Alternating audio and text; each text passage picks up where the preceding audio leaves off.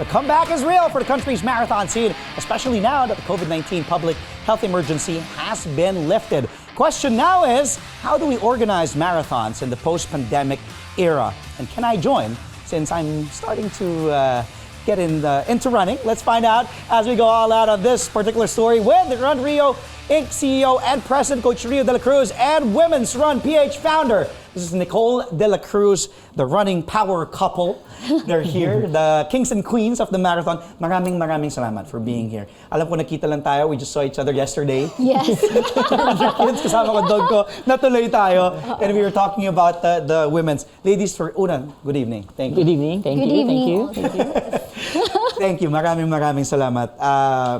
Simulan ko na, Coach, si Mrs. Ladies first tayo. Okay. Now, of course, October 1, we'll get to that, more details on the Women's Run PH. But how does it feel na ito? Is it 100% back na? Can we say, like, parang similar na to pre-pandemic, yung mga marathons?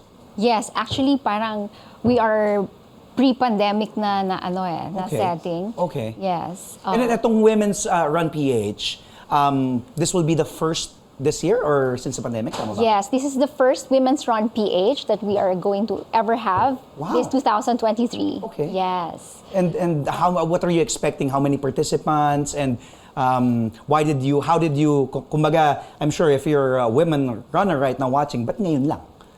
Yes. Well, actually,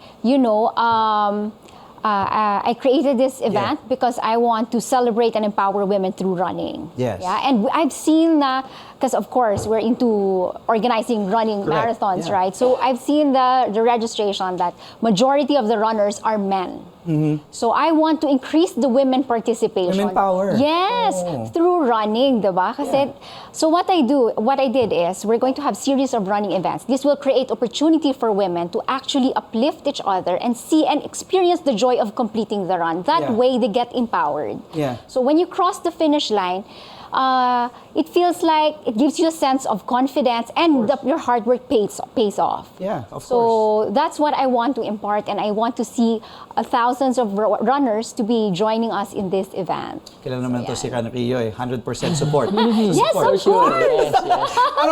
But this is nice. Na parang di ba kasi laging Runrio, trilogy, different runs.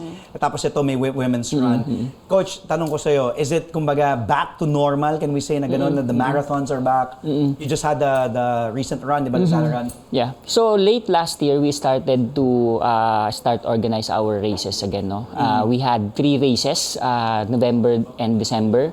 And during that time, it's kind of hard for us because there's a lot of COVID protocol restrictions, and also runners are very conscious. Of course, they don't want to... Yung distance. Yes, so mayroong social distancing. Yeah. But early this year, I think it's going back to normal. So lalo na nung last race namin. And I'm very happy because majority of our races are sold out. So meaning, before pandemic, medyo mayroong challenges sa registration. But recently, nag-sold out siya, nag-over. So talagang talagang sold out na yung registration. Siyempre nung una may hesitancy di ba? Is it still pwede pa ba sumali dun sa Women's Run PH? Yes, it's still open. Okay. Marami pa. Marami slots pa. Okay. Yes. And yung mga races namin before, yung demographics, 60-40. 60% men and 40% women. Okay. But yung last race namin, almost 50-50 siya. So that's why this Women's Run PH is very enticing and very Pwede talagang on point. focus tayo on dito sa women natin, sa demographic ng women. May mga nagbago ba sa guidelines or back to normal like yung pwede na ulit kahit walang mask? Ganun? So yung previous races namin, hindi na siya ganun ka strict. No?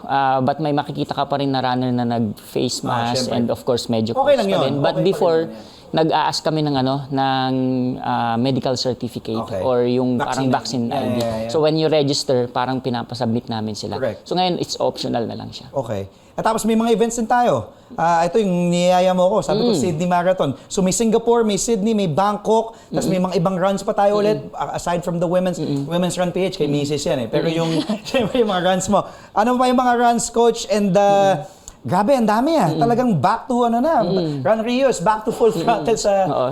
So early this year, actually last year, nag-expand yung Runrio, no? So we have this Sydney Marathon this coming September 17, and we just finished our Sundown Marathon Singapore, and on December 10 we will be having our Runrio Thailand Bangkok Midnight Marathon. Ito nakikita natin yung mga highlights. Yes, oo. Ito yung trilogy, tama? This one is the Sundown Marathon. Okay, Oo. okay. So, and then for this September 10, we will be having our third leg of the Runrio Pwede pa ba ako sumali dyan? Yes, of course. Actually, I want you to join this because the Full object... marathon? No. Akala mo So yung main objective nitong trilogy kasi is to help people like you na gustong mag-marathon, pero kasi ako yung main objective nito to educate yung runner kasi gusto nating maging sustainability yung interest ng individual to sustain yung kanyang interest sa running. Tama. So start from short distance. So mayroon kaming 5K, 10K, 21K for leg 1, for leg 2 nag-increase kami. So from 21K naging 32K yung longest, and then for the last leg meron kaming 42K. So Okay. tinuturuan natin yung runner na mag-participate ng races na hindi biglaan kasi Hindi biglaan, correct. yung main objective kasi kapag nag-run ka ng marathon Hindi first mo time na-enjoy. hindi ka nag-training, Yeah. so medyo painful siya. So Yeah. we don't want that one. We want yung good experience na when you cross the finish line, I want to do it again. Okay, I'll listen to you, Coach. Nicole, how about for the Women's Run PH? What are the categories? Is it open for all? And why don't you, syempre,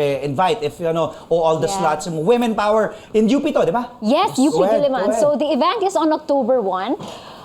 We have the category of 5 kilometers for all the women, and we also have a kids category, which is super nice because when the mom crosses the finish line for 5 kilometers, they can also join the kids as they cross the finish line for 1 kilometer. So this way, it will become more memorable for both of them.